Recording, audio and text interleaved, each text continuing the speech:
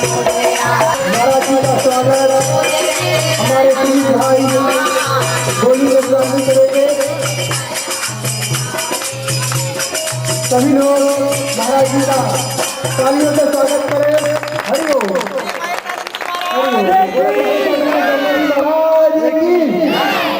हरि ओम।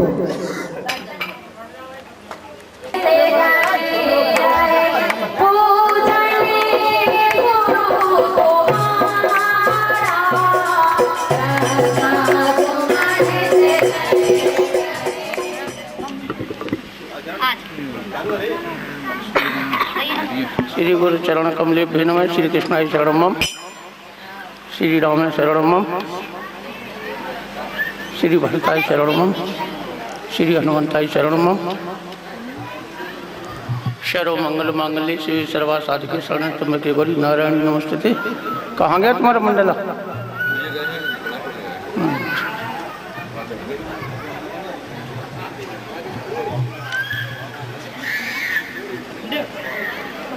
Hello,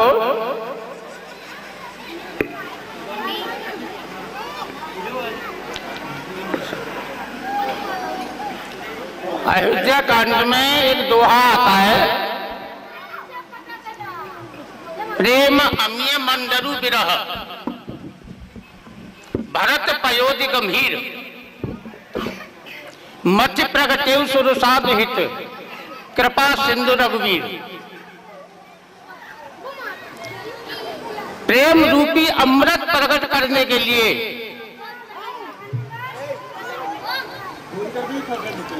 Shri Ram ने 14 वर्षों के वियोग की मथानी बनाकर कैकेयी के शब्द रूपी रस्सी के द्वारा भरत समुद्र मंथन किया।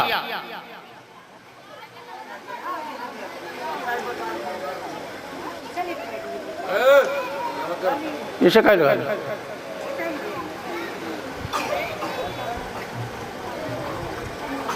जिस वस्तु को हम मचते हैं उसके कण कण पर प्रहार किया जाता है, और सचमुच कैकेयी ने अपने शब्दों के द्वारा भरत के हृदय पर वैसा ही प्रहार किया जिसे कैकेयी स्वयं नहीं समझ पा रही थी कि मेरे शब्दों से भरत को अपार पीड़ा हो रही है। न ज्यादा पास मत पड़े, फिर आवाज खींचता है रे।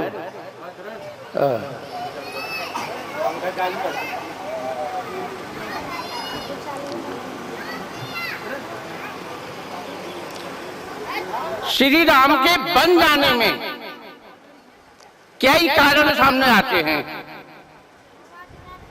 कुछ लोगों की मान्यता थी कि महाराज श्री दशरथ के आदेश से श्री राम बन गए। कुछ लोगों की मान्यता थी कि कैकेयी की इच्छा हेतु श्री राम बन को गए, या रावण वध करने के उद्देश्य से श्री राम बन गए।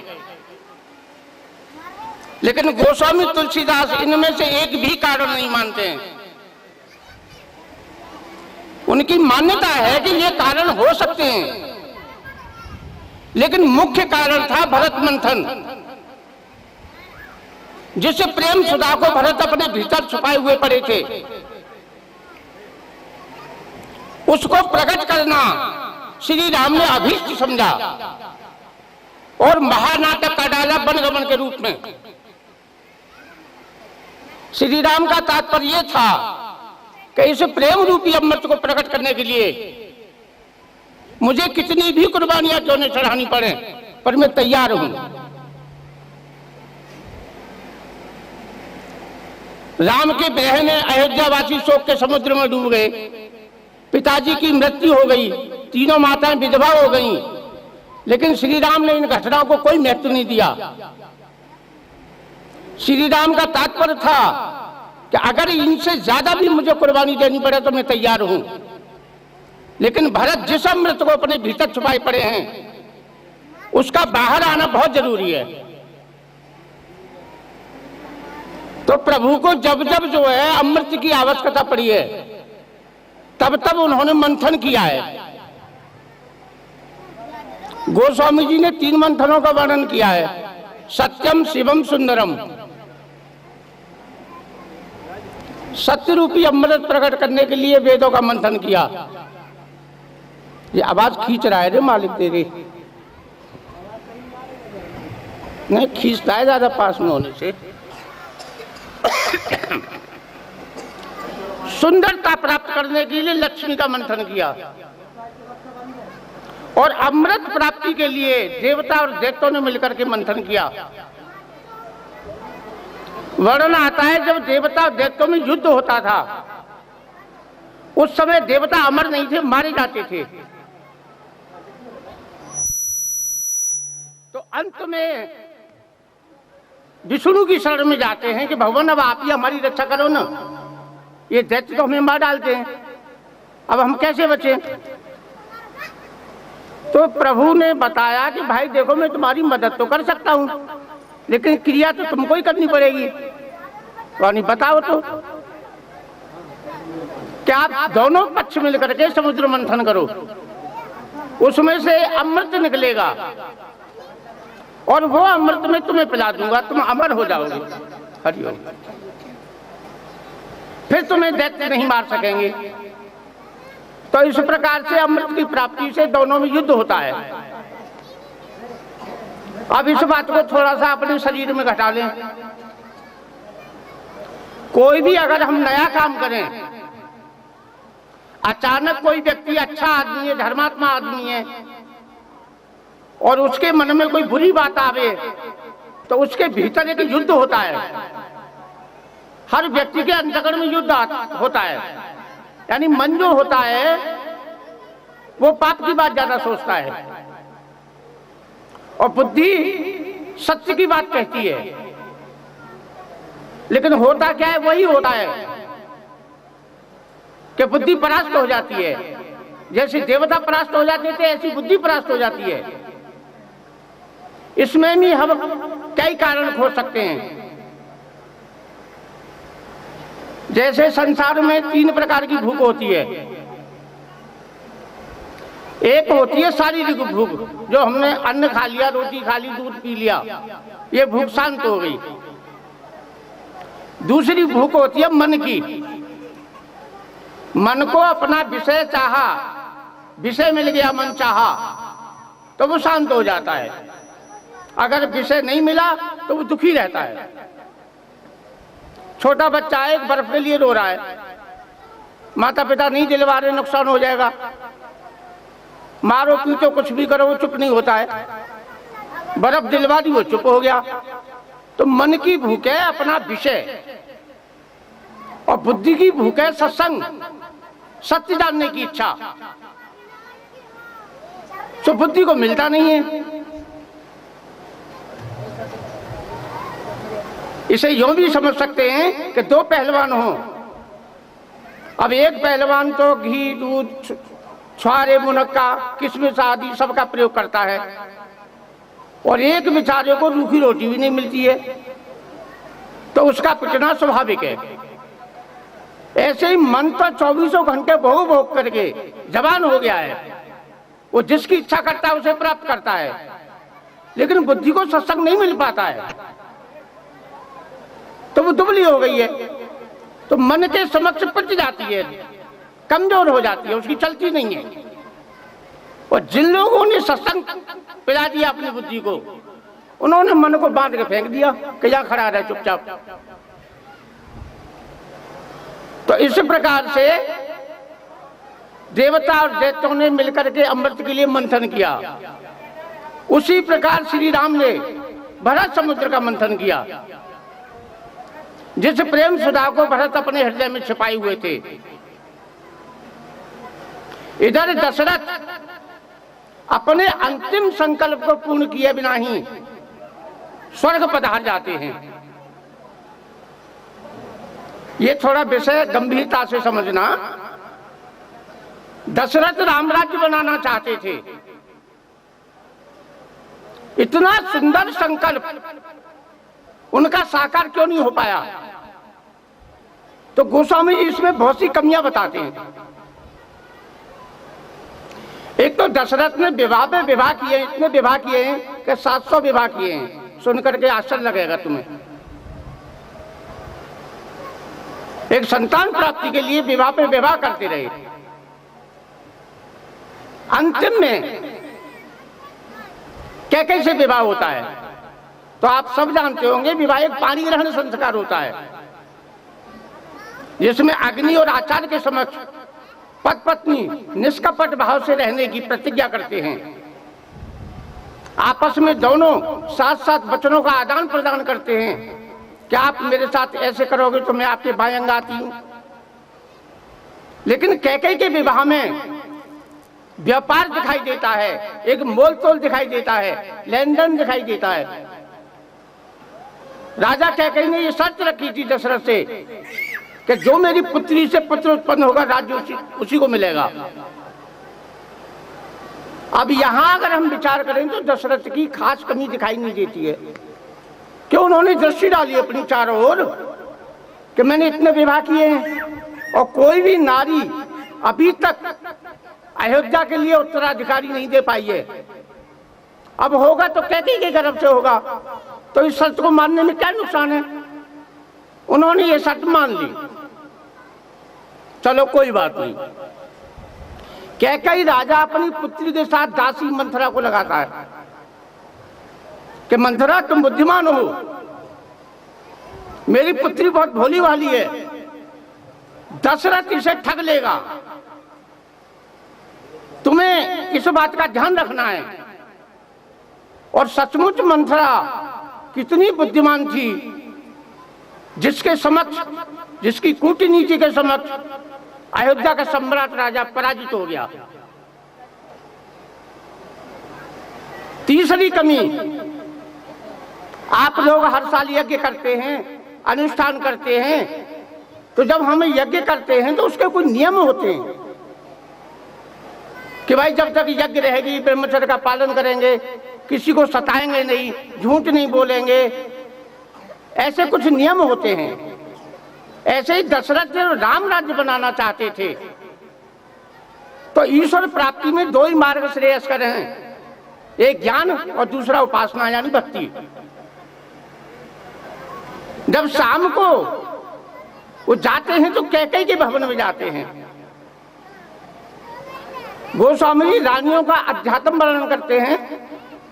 ज्ञान शक्ति से कौशल्या से मित्रोपासनात्मक कहा, क्रिया शक्ति से कैकेयी। तो कौशल्या कौन है? ज्ञान। सुमित्रा कौन है? भक्ति। और कैकेयी क्रिया है। तो यदि उस रात दशरथ ने ज्ञान का सहारा लिया होता, उपासना का सहारा लिया होता, यानी कौशल्या के भवन में रहे होते या सुमित्रा के भवन में रहे होते, तो सवेरे राम राजा हो जाते, कोई बाधा उत्पन्न नहीं होती। लेकिन उन्होंने क्रिया के भवन में जाने का निर्णय लिया। सांझ समय सानंद पर गए कैकेयी गेह। कैकेयी माने क्रिया, क्रिया माने परिवर्तनशील, वो वस्तु को बदलती है। तुम्हारा जन्म हुआ, बच्चे थे, कहाँ है? परिवर्तनशील, युवा हो गए, जवान हो गए, बूढ़े हो गए, क्रिया परिवर्तनशील होती है। दूसरा, सबसे बड़ी गलती, जब वो भवन में प्रवेश करते हैं तो दासी के द्वारा यह सूचना दी जाती है कि महारानी को भवन में है। अगर दशरथ तनिक भी सावधान होते तो वहां से वापस हो जाते, क्योंकि वो राम राज्य बनाना चाहते हैं, एक बड़ा अनुष्ठान नियम कर चुके हैं। ऐसी स्थिति में उन्हें क्रोध के भवन में पैर नहीं देना था। गोस्वामी जी बताते हैं कि राज्य के लोभ से और क्रोध के भवन में कैकेयी बैठी है, और दशरथ देखो काम प्रताप बढ़ाई।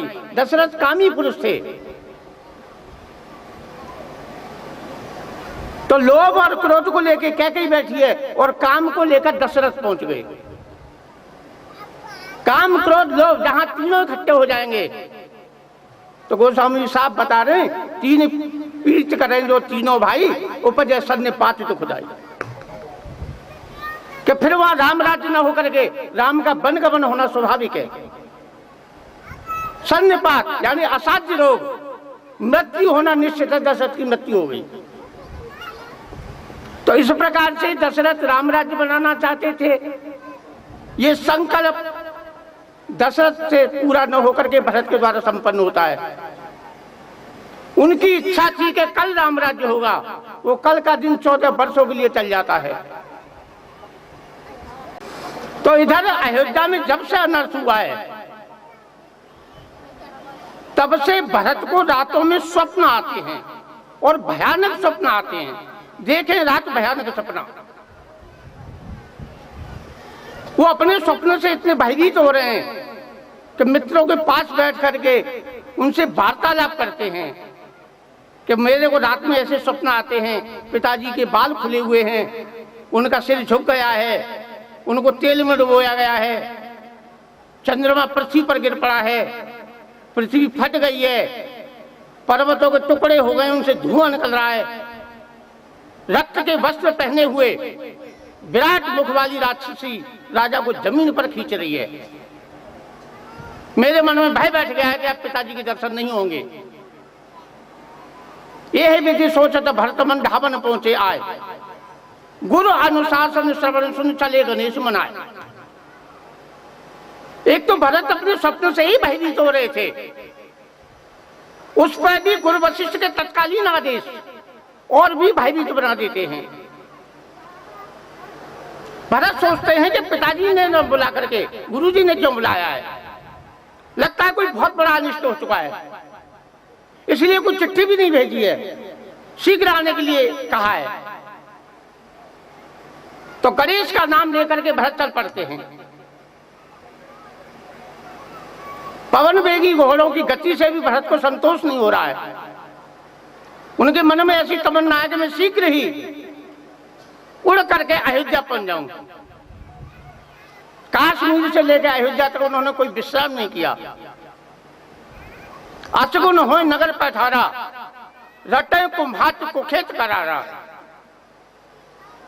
जैसे ही भरत ने नगर में प्रवेश किया तो उन्हें अपशकुन होने लगे।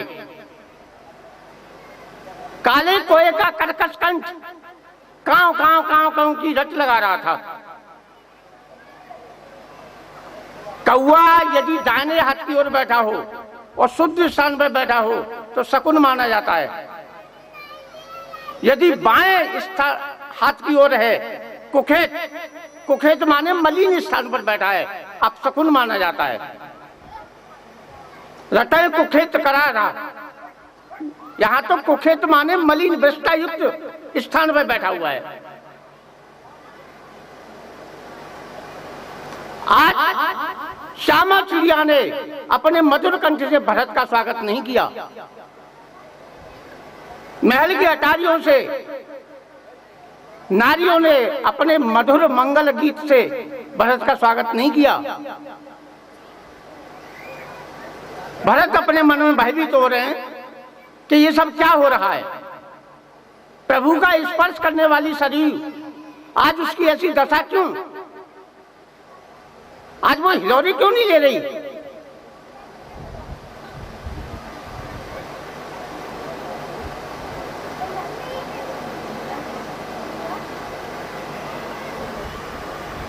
हरिओम। तो इस प्रकार भरत जो है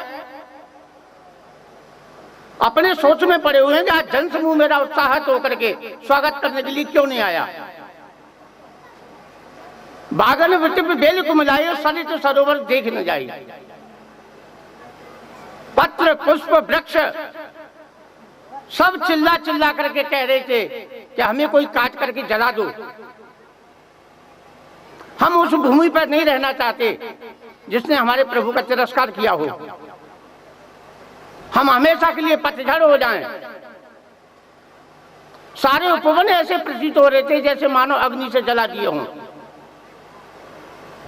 पर भरत सोचते अरे यहां अग्नि कैसे लग गई, और लग भी गई तो उसे बुझाने का समुचित प्रबंध किया जा सकता था। पर भरत को कौन बताए कि यहां तो ऐसी आग लगी है कि पशु पक्षियों की जो बाती क्या सारी अयोध्या वासियों को जला करके खाक कर डाला है। भरत को सारी अयोध्या शमशान की तरह प्रतीत हो रही है। घर मसान परिजन जन भूता सुत हित मीत मनहु जम दूता।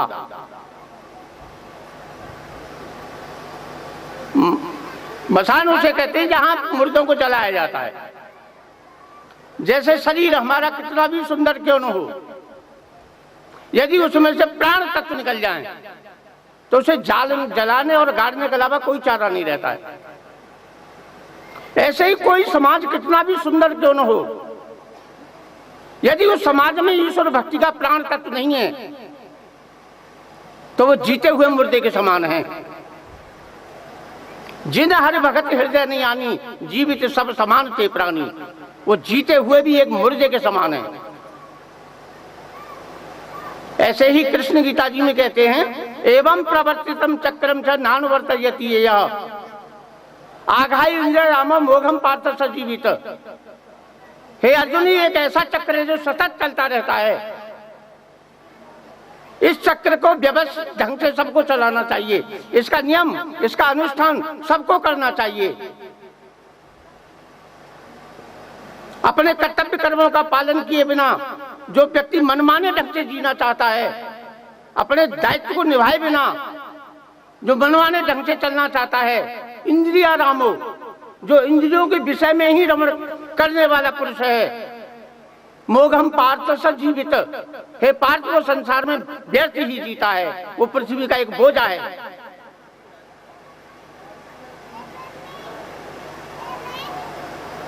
देखो नीति शास्त्र में एक श्लोक आता है, आहार निद्रा भय मैथुन सामान्य में तत् पशु नराणाम। इसे श्लोक में बता रहे हैं, आहार करना, भोजन करना, मारपीट करना, छीना झपटी करना, भोग भोगना, बच्चे पैदा करना, उनको पालन पोषण करना, ये लक्षण तो पशुओं में भी पाए जाते हैं। फिर मनुष्य को बड़े भाग्य मानुष तन पावा, ऐसा क्यों कहते हैं? कि भाई इसकी विलक्षणता ये है कि धर्मो ही तेसाम अधिको विशेषो। मनुष्य में धर्म बुद्धि विशेष होती है, ज्ञान बुद्धि विशेष होती है। अभी ये आयोजन रखा गया है, पैसा इकट्ठा किया, प्रचार कर रहे हैं, ये कर रहे हैं, वो कर रहे हैं, माइक लगाए, सारी व्यवस्था की, ये धर्म है। अभी सत्संग से जो ज्ञान की उपलब्धि होगी वो ज्ञान है कि मनुष्य में धर्म बुद्धि होती है, ज्ञान बुद्धि होती है। इसलिए शास्त्रों में उसकी भूरी भूरी प्रशंसा की है कि अगर भाई धर्म और ज्ञान बुद्धि न हो तो कि धर्मेण हीना पशु भी समाना, कि फिर भाई पशु में और उस व्यक्ति में कोई अंतर नहीं है।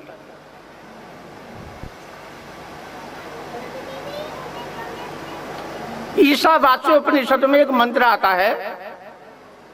उपनिषद ईश्वर वाणी होती हैं, कोई सी भी उपनिषद हो।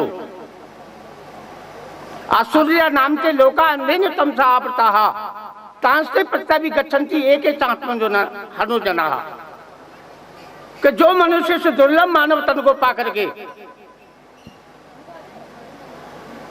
अपनी गति नहीं करता है, अपना उद्धार नहीं करता है, उस पापी को आत्महत्या का पाप लगता है। इसी श्लोक का अनुवाद गोस्वामी जी ने किया है, जो न तरह भव सागर नर समाज पाए, शोक कृत नंद का मंद मत आत्महन गति जाए। हम पैसे की ओर, भोगों की ओर इतनी बुरी तरह से लिप्त हो गए हैं कि अपना जो धर्म है उसे ही भूल जा रहे हैं, पशुवत हो गए। देखो ये धन प्राप्ति करना, भोग पाना, इसका एक सरल मार्ग और है।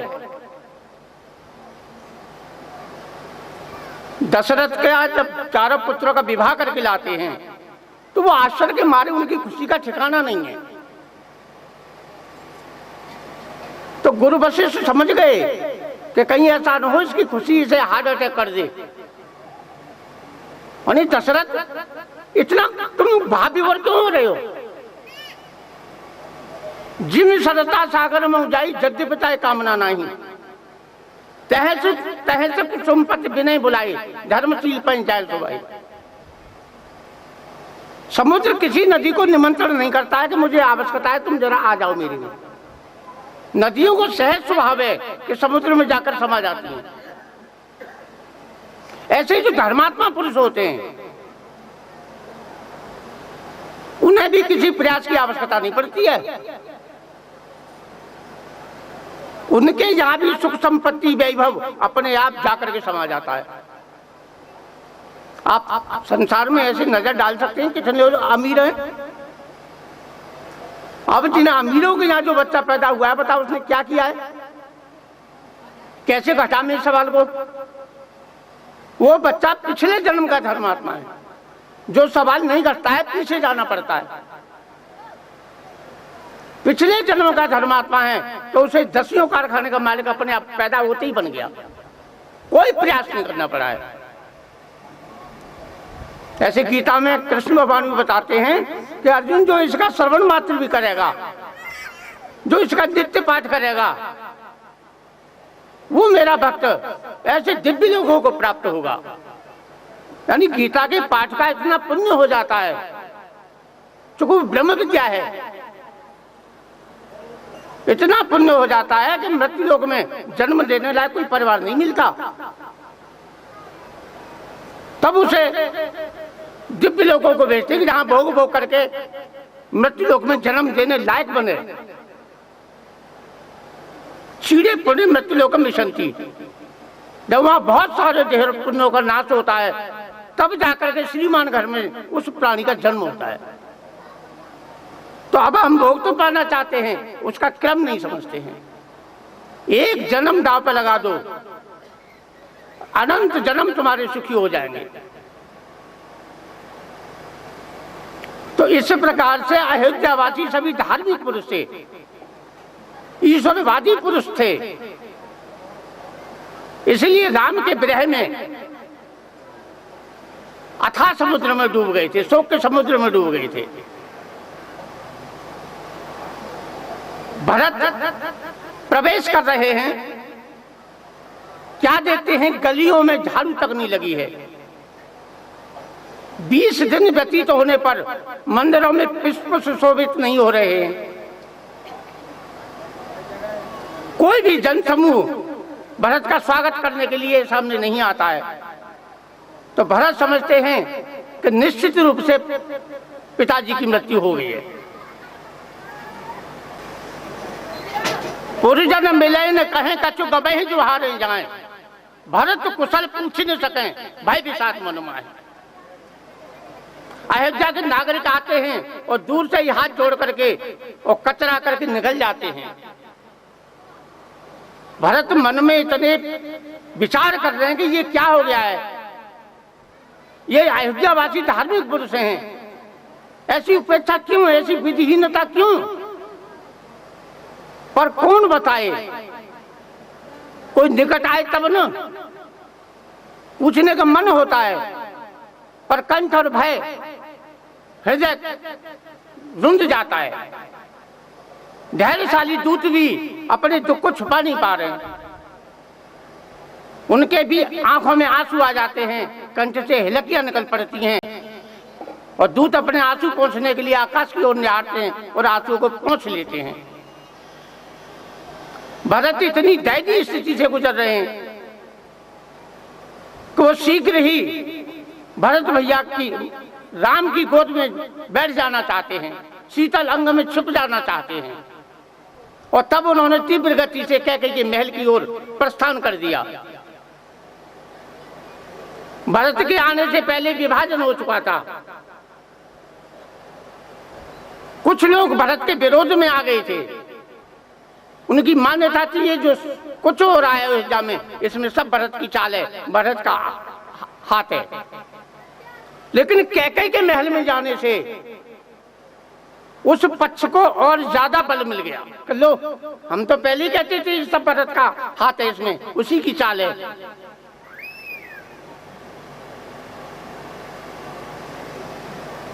भरत का कैकेयी के महल में जाना है, इसमें कई कारण सामने आते हैं। तो उन जो संशयालु पुरुष थे, उनकी तर्क श्रृंखला यहां तक आ पहुंची कि बताओ भाई, जब राम को राज्य देने का निर्णय हो चुका था तो दशरथ ने भरत को क्यों नहीं बुलाया। अब दशरथ ने भरत को नहीं बुलाया, कायदे से इस बात की आलोचना दशरथ की होनी चाहिए कि भरत को निमंत्रण न दे करके भरत के साथ एक बहुत बड़ा अन्याय किया है, लेकिन अर्थ भिन्न दिशा में चला गया। उन लोगों की मान्यता थी कि राजा दशरथ नजदीक होने के कारण भरत के भावों से अच्छी तरह परिचित हो चुके थे, इसलिए उन्होंने चाहा कि जल्दी से जल्दी, शीघ्र से शीघ्र राम को राजा बना दिया जाए, कोई बाधा उत्पन्न न हो। हम दूरी के कारण भरत के भावों से अपरिचित थे, इसलिए हमारी जो विश्वास की धारणा थी वो अनर्गल सिद्ध हुई। लेकिन अयोध्या में अभी भी ऐसे नागरिक थे जिन्हें भरत के ऊपर संपूर्ण विश्वास था और उनके मन की जो भावना थी वो निकल पड़ी। सुकर्त जाए ऐसे कहते तुम्हारे, भरत राम कहूं प्राण प्यारे, चंद चबे बर अनल अनल कन सुधा होए बिस्तूल, सपने कबू न करें कि जो भरत राम प्रतिकूल। उन अयोध्या वासियों की भावना ऐसी निकली बद्दुआ के रूप में कि भरत को बुरा कहने वाले तुम्हारे समस्त पुण्यों का नाश हो जाए। अरे राम तो भरत के प्रिय प्राण हैं, क्या कोई व्यक्ति अपने प्राणों को कष्ट देने की चेष्टा करेगा? चाहे चंद्रमा से अग्नि की वर्षा होने लगी, चाहे अमृत से विष का काम करने लगे, लेकिन भरत सपने में भी कभी राम के प्रतिकूल आचरण नहीं कर सकते हैं। अब यहां दो दृष्टांत दिए, चंद्रमा से अग्नि और अमृत से विष। ये दोनों दृष्टांत कैकेयी को माध्यम बना करके दिए हैं, क्योंकि कैकेयी चंद्रमा के समान शीतलवान थी, चंद्रमा के समान सौंदर्यवान थी।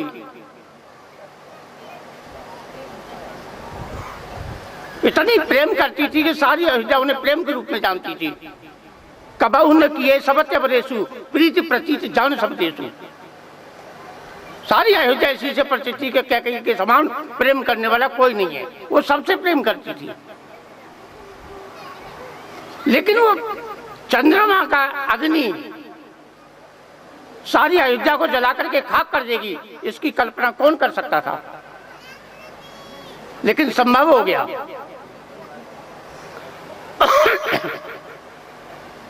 जब दशरथ वचन देने में आनाकानी करते हैं, तब कैकेयी क्रोध में तमतमा जाती है। देन कहेउ जन अब वर देहु, तजऊ सत्य जगह अपजस लेहु।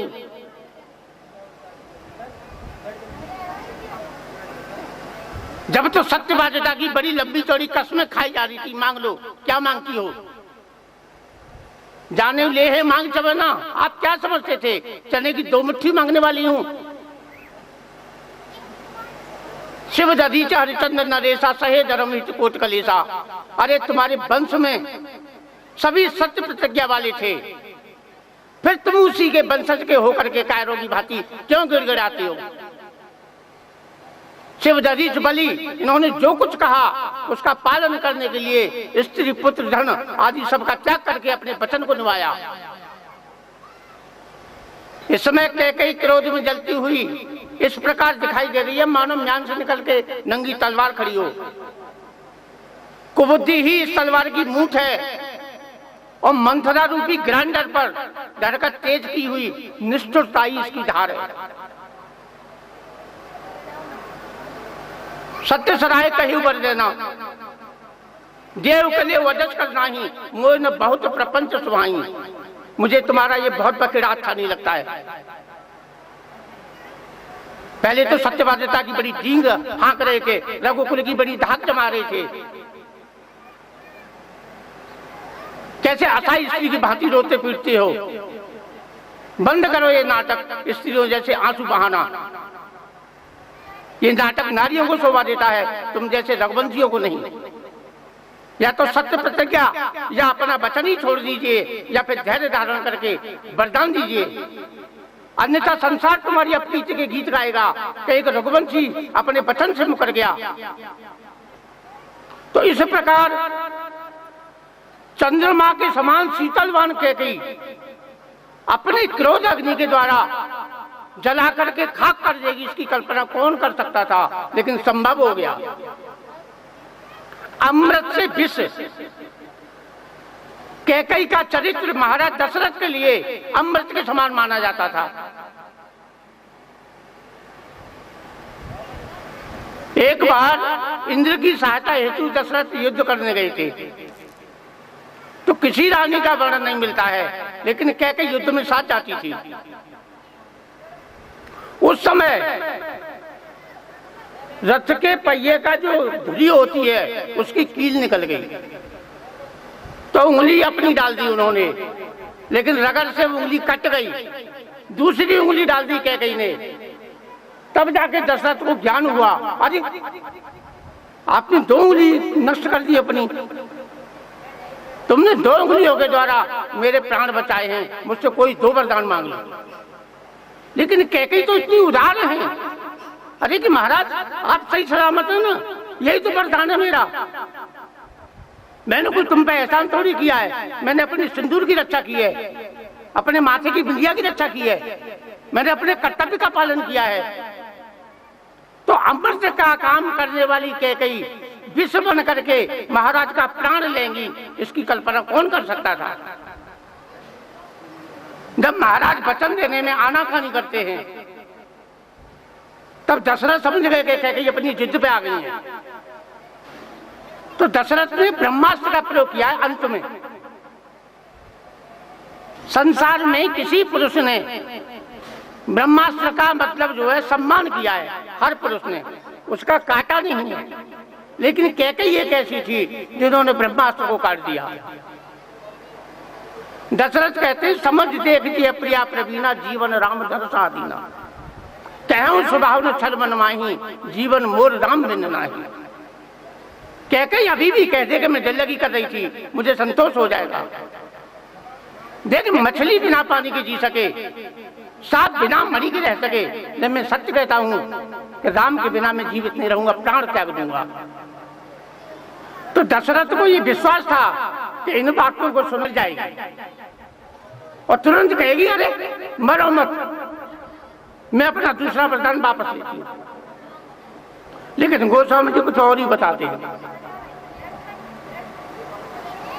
गोस्वामी जी कहते हैं, होत प्रात मुनि पेशदर जो न राम बन जाए, मोर मरण राव रजस नृप समझिए मन माहे। सोच लो महाराज, कल दोनों में से एक की मृत्यु होगी, चाहे तुम्हारी अथवा मेरी। दशरथ मुंह ताकने लगे, क्या कहती हो तुम, किसका प्राण चला जाएगा? सोच लो महाराज, मोर मरण राव रजस नृप समझिए मन माहे। मैं मरूंगी, तुम्हें कलंक लगेगा, तुम्हारा संसार में अपयश होगा, तुम मरोगे, तुम्हारा यश होगा। तो अमृत का काम करने वाली कैकेयी विष बन करके महाराज का प्राण लेंगी, इसकी कल्पना कौन कर सकता था, लेकिन संभव हो गया। फिर भी धार्मिक प्रवासी ये जानते हैं कि चाहे कुछ भी हो जाए, लेकिन भरत में परिवर्तन नहीं हो सकता। अब भरत का कैकेयी के महल में प्रवेश करना, इसमें कई बात सामने आती है। हो सकता है गुरु वशिष्ठ ने दूतों को सिखाया हो कि भैया अयोध्या में जो कुछ दुर्घटित घटना हुई है वो सब कैकेयी की देन है, इसलिए सर्वप्रथम तुम भरत को कैकेयी के महल में ले जाना। इस दुखद कथा का वर्णन उन्हीं के मुख से होना चाहिए। तो गुरु वशिष्ठ बहुत दूर की बात सोच रहे हैं। उनकी सोचना ये थी कि अगर भरत पहले गुरुजी से मिलते, कौशल्या माँ से मिलते, सुमित्रा माँ से मिलते और बाद में जाते कैकेयी के पास, तो कैकेयी सीधा सीधा आरोप लगा देती कि पहले ही भरत को मेरे विरुद्ध भड़का दिया है और तब मेरे पास भेजा है। सर्वप्रथम कैकेयी के महल में जाने से इस आरोप का मार्ग ही बंद हो जाता है। लेकिन अब कैकेयी के महल में जाना, भरत की अपनी दृष्टि भिन्न है। भरत तो ये सोच रहे हैं कि प्रभु श्री राम अपनी छोटी माँ से इतना प्रेम करते हैं कि उनके महल को छोड़ करके और कहीं हो ही नहीं सकते, और कैकेयी भी श्री राम से इतना प्रेम करती है कि उनके बिना रह नहीं सकती। तो जहां श्री राम होंगे वहां सभी माताओं सहित वो महाराज दशरथ का होना स्वाभाविक है। वो इसी भावनाओं को लेकर के गए थे। उनके किए गए प्रश्न से शंका का समाधान हो जाता है। कहु कहाँ तात कहाँ सब माता, कैसी राम लखन प्रिय भ्राता। भरत का प्रश्न ही है कि पिताजी कहाँ हैं, माँ कौशल्या कहाँ हैं, भाभी भैया और लक्ष्मण, ये कोई भी तो दिखाई नहीं दे रहा। इस किए गए प्रश्न से ये समाधान हो जाता है कि भरत को कैकेयी के महल में सबको मिल जाने की आशा थी। लेकिन उस समय अयोध्यावासी इतने दुखित हो गए थे, राम के विरह में इतनी उनकी बुद्धि हीन हो गई थी कि वो सही निर्णय नहीं ले पा रहे थे। क्या भरत कैकेयी के भवन में इसलिए गए कि वो उनकी अपनी माँ है? एक शिष्टाचार के नाते पहले बड़ी माँ के पास जाना था, फिर एक मर्यादा परायण व्यक्ति से ऐसी विधिहीनता क्यों? तो भरत जानते थे कि कई वर्षों से कैकेयी का महल महाराज सहित सभी रानियों का आवास का केंद्र बन चुका था। इस प्रकार उन्हें सबकी भाषा थी। तो कैकेयी को सूचना मिलती है कि भरत आ गए हैं। सज आरती मुदित उठाई और द्वारे भेंट भवन ले आई। इन दिनों कैकेयी बहुत ही अकेलेपन का अनुभव कर रही थी, लेकिन भरत का नाम सुनते ही प्रसन्न हो उठी। अयोध्या वासियों ने तो कैकेयी का त्याग कर ही दिया था, लेकिन उनके निकट रहने वाली सखियां भी उनका साथ छोड़ के चली गई थी। ऐसी विकट परिस्थिति में भी कैकेयी उदास नहीं हुई। वो सोचती थी कि कोई बात नहीं, भरत के राजा बनते ही ये जन समाज की उपेक्षा अपने आप खत्म हो जाएगी, दूर हो जाएगी। फिर ये लोग मेरे समक्ष सिर झुकाने के लिए बाध्य हो जाएंगे। इस प्रकार के विचारों ने कैकेयी को नष्ट करने के लिए बाध्य कर दिया था। कैकेयी को इस बात का ज्ञान नहीं था कि सत्ता सम्मान दिला सकती है, सद्भाव नहीं। स्वर्ण थाल में आरती सजाना कैसी विडंबना है। जिस पत्नी का पति का सब विराट महल में रखा हो, सारा समाज करुणा व्यथा के सागर में डूबा हुआ हो, वहां स्वर्ण थाल जैसी सजाने की विडंबना कैकेयी कर सकती है। मुझे प्रसन्न हो उठी। सारे नगरवासियों को दुख हो रहा है। तो यहाँ देखो गोस्वामी जी एक अच्छा परिचय देते हैं, दशरथ का परिचय नहीं देते हैं। आवत सुत सुन कैकेयी नंदन, उनके पिता का परिचय देते हैं। कैकेयी को हर्ष हो रहा है और कैकेयी सोचती हैं कि भरत के राजा बनते ही मेरे पिताजी को कितनी प्रसन्नता होगी, अपार प्रसन्नता होगी। उठ ढाई दौड़ी चली आई कि कोई दशरथ मरण की सूचना न दे दे। भरत को महल के अंदर ले आई। अंदर ले आई, राजी खुशी पूछने लगी, अपने मायके के समाचार जानने लगी। भरत उदास है। अब कैकेयी सोच रही है किसी न किसी के द्वारा भरत को अपने राज्य का समाचार मिल चुका होगा, लेकिन फिर भी भरत उदास है। तो हो सकता है हमारे मायके में कोई अनिष्ट हो गया हो, तो अपने मायके के समाचार जानना चाहती है। और तब भरत ननिहाल के समाचार जान करके अपने कुल का समाचार जानना चाहते हैं। और तब कैकेयी एक अजीब प्रकार की व्याख्या करती है। तात बात में सकल समारी वही मंत्रा सहाय विचार। मेरे प्यारे भरत बेटे, अयोध्या में एक भीषण घटना होने जा रही थी, लेकिन मैंने उसे पूरी तरह से संभाल लिया। हाँ, मंत्रा ने मेरी कुछ सहायता की, लेकिन पूर्ण कार्य तो मेरे द्वारा ही संपन्न हुआ। स्वार्थी व्यक्ति सफलता के पहले भिन्न भाषा बोलता है और मतलब निकल जाने के बाद उसमें धक्का मार के स्वयं आगे आता है। यही कह गई मंथरा से कहती थी कि तोय समय तन बोर संसारा बहे जात के भैंस धारा जो विधपुरम मनोरथ काली करऊं तो चक पूतर आली। अरे सखी, तेरे समान इस संसार में मेरा हित चाहने वाला कोई नहीं है। मैं तो अपनी भावना के प्रभाव में दुख रूपी सरता में बहती हुई शोक के समुद्र में डूबने वाली थी, लेकिन तूने मुझे उस अथाह समुद्र में डूबने से बचा लिया। अब कैकेयी मंथरा आदर्शवान सखी नहीं है, पुनः चेरी है।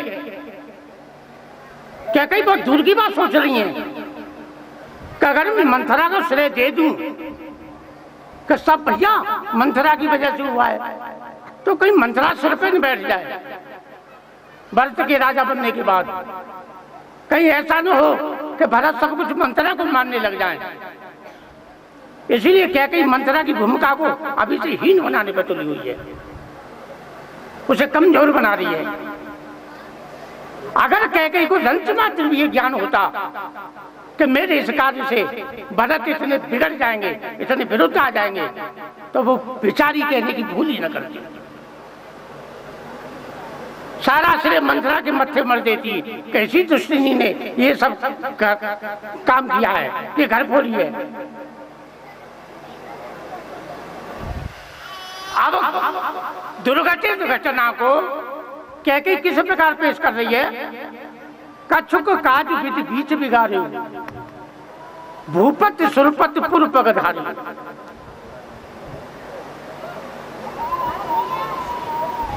कैकेयी इस बात को मानती हैं कि मैंने भरत की उपेक्षा करके बहुत बड़ी भूल की है। मैंने राम को अधिक महत्व दिया और भरत की उपेक्षा की। अयोध्या में भरत को जो इसने मिलना था वो नहीं मिल पाया, वो मेरी ही कठोरता का परिणाम था। लेकिन आज उसी भूल का परिमार्जन हो जाने पर भरत को अपार प्रसन्नता होगी। तो घटना को किस तरह कच्छुक काज विधि बीच बिगाड़े। बेटे, तुम्हारी उन्नति से ब्रह्मा का ये स्वभाव है, किसी व्यक्ति या किसी कार्य को पूर्णता तक नहीं जाने देता है, उसे इतनी ईर्ष्या होती है। तुम्हारी उन्नति से, तुम्हारे राजा बनने से उसे इतनी ईर्ष्या हुई कि तुम्हारे पिताजी की मृत्यु को ज्यादा उसमें न्यूनता लाने का प्रयास किया है। अभिमानी जीव होता है, वो अच्छे कार्य का श्रेय अपने आप लेता है। काम बिगड़ जाता है, विधाता के मत्थे मरता है। ये हर जीव का स्वभाव है।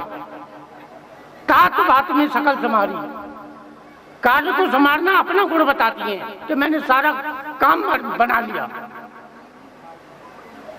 पिताजी की मृत्यु को काम बिगड़ गया, विधाता के मत्थे मर दिया।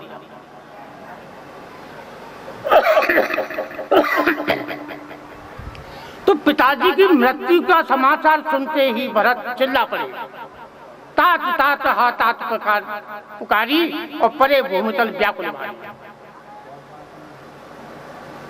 हे पिताजी, मैं अंत समय तुम्हें देख भी नहीं पाया और न आप ही मुझे राम के हाथों सौंप सके। मुझे अथाह शोक समुद्र में डाल करके आप कहां चले गए? कैकेयी की वाक्यों ने भरत को इतना घायल कर दिया कि पिताजी को मृत्यु को कच्छुक काज के रूप में प्रस्तुत करना इतना विस्मयकारी प्रतीत हुआ। भरत को समझने में ये देर नहीं लगी कि अवश्य कोई दुर्घटना हुई है और जिससे पिताजी की मौत हुई। और उस घटना में मुख्य का कैकेयी का मुख्य श्रेय है, उसका मुख्य कार्य है। बाहुर धीरे धर उठे समारी कहे तुम मरण है तुम्हें सारी। भरत सोचते हैं कि माँ कहती है मैंने सारी बात बना ली। मंथरा ने कुछ सहायता की, पिताजी की मृत्यु को कच्छुक काज बताती हैं। इन बातों ने भरत को इतना घायल कर दिया, ये पूछना ही भूल जाते हैं कि तूने कौन सा काज संवारा है। उन्हें इस बात की बेचैनी हुई कि इससे बड़ा कोई अनिष्ट तो नहीं हो गया। और तब वो पिताजी की मृत्यु का कारण जानना चाहते हैं। कैके हेतु मरण महता कि पिताजी की मृत्यु हुई कैसे। और तब निष्ठुर कैकेयी अपनी कठोर वाणी में बड़े आनंद भरे उल्लास भरे शब्दों में अपनी व्याख्या करती है। आदि थी सब आपन करनी, कुटिल कठोर मुदित मन बरनी। शुरू से कथा का विस्तार करने लगी कि बेटे, अयोध्या में एक भीषण घटना होने जा रही थी। तुम्हारे पिताजी तुम्हारे साथ इतना बड़ा अन्याय कर रहे थे कि राम को राज्य देकर के तुम्हें राज्य से वंचित कर रहे थे।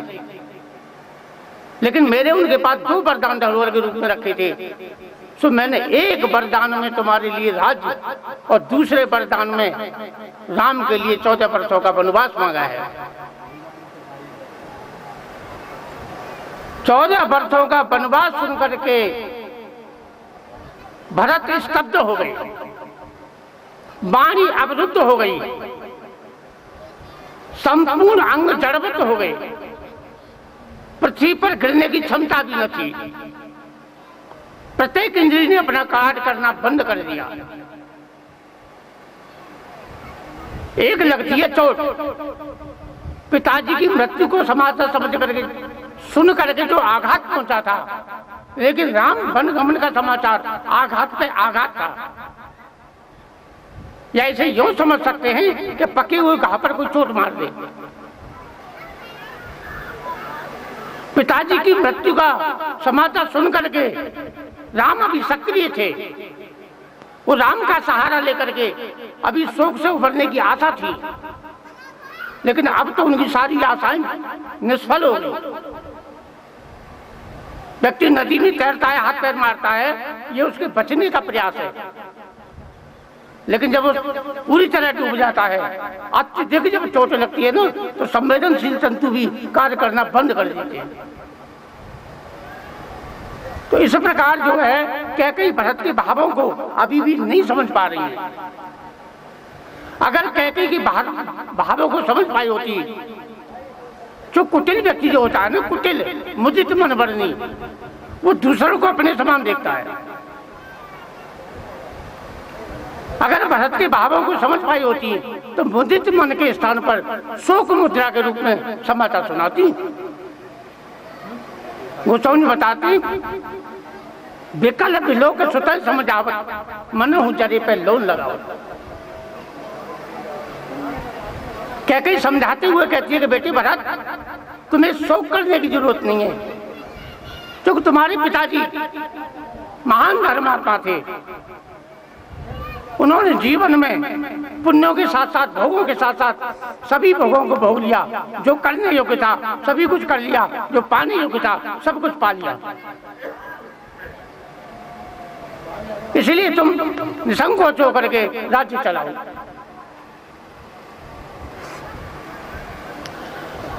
गोस्वामी जी के शब्द हैं, मन हूं जरे पे लोन लगाओ। भरत की जो आंतरिक पीड़ा थी वो किसी लेखनी या वाणी का विषय नहीं थी। जलने पर कितनी पीड़ा होती है इसे भुक्त भोगी ही जानता होगा। लेकिन जलने के स्थान पर नमक छिड़का जा रहा है औषधि के रूप में, जिसे सुनकर के हृदय कांप जाता है। अब ऐसी भूल तभी संभव हो सकती है कि लगाने वाला या तो शत्रु हो या अंधा हो। अब कैकेयी शत्रु तो नहीं हो सकती हैं, लेकिन मोह ममता ने उन्हें इतना अंधा बना दिया है कि नमक को असली समझकर छिड़क रही है।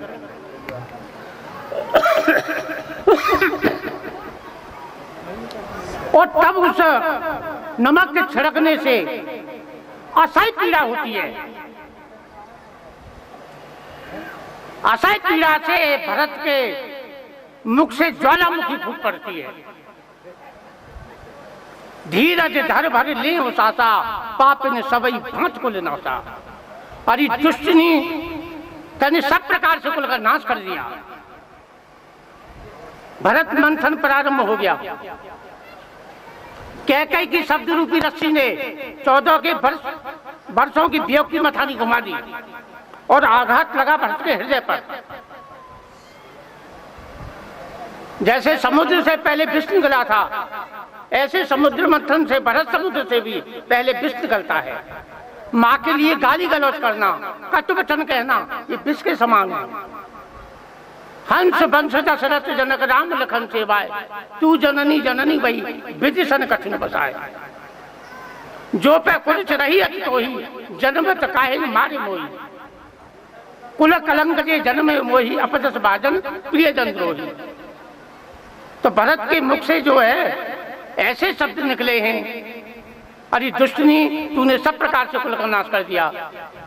मुझे सत्यवादी जैसा पिता मिला, राम लक्ष्मण जैसे मुझे भाई मिले, तू कम्मक है जन्मी मुझे कहां से मिली। विदिशन कठिन बसाए, क्या करूं इस ब्रह्मा से कोई बस नहीं चलता है। अरे पेड़ काट करके पत्ते को सींचने लग गई, तूने जन्म होते ही मेरा गला क्यों नहीं घोंट दिया। मछली के पीने वाले जल को ही उलीच दिया। असको जीव जंतु जगमाही, और जे है रघुनाथ प्राण प्रिय नाही। अरे दुष्टनी, ऐसा कौन सा जीव है, ऐसा कौन सा जंतु है जिसे राम प्यारे न हो। तू न जीव है न जंतु है, तू आखिर कौन है। एक दुष्ट रूपा जाबस जीव पराभूपा। तू कोई अविद्या तो नहीं, असूया तो नहीं, डाकनी तो नहीं, पिशाचिनी तो नहीं, तू कहीं स्त्री वेश में राक्षसी तो नहीं। अरे तू जो भी है बद करने योग्य है। हन्या में मिमाम पापाम कह के दुष्टचारिणी, यदि मां धर्म को रामो ना सुने मात्र भातकम। अरे दुष्टनी, मैं अपने हाथों से तेरा गला घोंट देता, तेरी हत्या कर देता, मगर क्या करूं, प्रभु श्री राम का डर है कि मात्र हत्या समझ के मेरा त्याग न कर दे। अब यहाँ एक विषय बहुत समझने योग्य है। यहाँ ये समझने योग्य है कि संसार में किसी भी माँ को एक धर्मपरायण पुत्र से, एक ईश्वरवादी पुरुष से इतने कटु वचन सुनने को मिले, एक बहुत गहन विषय है। कृष्ण गीता में कहते हैं तस्मात् शास्त्रम प्रमाणं से कार्य कार्य व्यवस्थित हो। यदि किसी कार्य की तुलना करनी है, नापना है, तोलना है, उसके लिए शास्त्र ही प्रमाण है। तो आओ भरत के कार्य को जो है शास्त्र की तराजू में तोल के देखें। तो कर्म भक्ति ज्ञान तीन होते हैं। चलो पहले कर्म से तोलते हैं।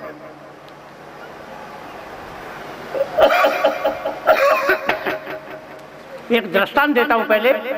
महाभारत में युधिष्ठिर घायल हो जाते हैं, तो अर्जुन देखने चले आते हैं भैया को, और दूर से ही आता देखा अर्जुन को, तो युधिष्ठिर प्रसन्न हो गए कि आओ वीर अर्जुन, अच्छा हुआ तुमने कर्ण का वध कर दिया। अर्जुन बोले भैया अभी कर्ण का वध नहीं हुआ, मैं तो आपको देखने चला आया हूं कि आपको कहाँ चोट लगी है, कैसी लगी है, क्या हुआ। हालांकि धर्मराज जो है बड़े सहनशील थे, लेकिन क्या हुआ अचानक गुस्सा आ गई। धिक्कार हो तेरे गांडीव धनुष को, जो कर्ण का वध किए बिना मेरे पास चला आया। अब तो अर्जुन ने तलवार खींच ली, झपटा काटने को युधिष्ठिर का सिर। कृष्ण ने हाथ पकड़ लिया कि ये क्या करता है। अरे के तुमको मेरी प्रतिज्ञा भली बात मालूम है। मेरी ये प्रतिज्ञा है कि जो मेरी निंदा करेगा मैं सहन कर लूंगा, लेकिन मेरे गांडीव की निंदा करेगा मैं उसका सिर काट दूंगा। और आज अपनी प्रतिज्ञा पूरी करने के लिए मुझे युधिष्ठिर का सिर काटना पड़ेगा। तो कृष्ण भगवान बताते हैं कि अर्जुन, अपने से बड़े व्यक्तियों की, जो धर्मात्मा परायण होते हैं, पूज्य होते हैं, आदरणीय होते हैं, माता पिता होते हैं, ऐसे व्यक्तियों का सर तलवार से नहीं काटती। अरे उनके प्रति कोई दुर्वचन कहते नहीं, उनके मर जाने के बराबर होता है। और यही बात कृष्ण अर्जुन से गीता में बता रहे हैं। अकीर्तिम चापी भूतानि कति संगीते अभयाम संभावित चाकृति मरणादिति उच्यते। अर्जुन तू मोह के कारण जिस युद्ध को लड़ना नहीं चाह रहा है, ये सामने तेरे बैरी लोग तेरी निंदा करेंगे, कायर कहेंगे, तुझे न कहने योग्य वचन कहेंगे। वो फिर क्या होगा, तेरे मर जाने के बराबर होगा। निंदक का तब सामर्थ्यम ततो दुखतरम लेकिन, फिर उससे बड़ा दुख तेरे क्या होगा, तेरे मर जाने के बराबर होगा। ऐसी घटनाएं आपने भी समाज में देखी होंगी, सुनी होंगी, मैंने भी देखी है, सुनी है, कि जिनसे बहुत बड़ा अपराध हो जाता है। हमारे मथुरा जिला में भी एक घटना हुई थी कि पुत्री से ही उसने भोग कर लिया, लेकिन अब रात भर सोचता रहा क्या करूं, सुबह लोग मुझे क्या कहेंगे, फांसी लगा के मर गया। यानी व्यक्ति उन वचनों को सुनना नहीं चाहता है जो आलोचना होगी। तो इस तरह से कृष्ण समझा रहे हैं कि अपने से बड़ों के प्रति कोई दुर्वचन कहते नहीं, उनकी मृत्यु के बराबर होता है। तो अर्जुन ने कुछ कटु वचन कहे युधिष्ठिर से और संतोष हो गया कि मैंने अपना बदला ले लिया।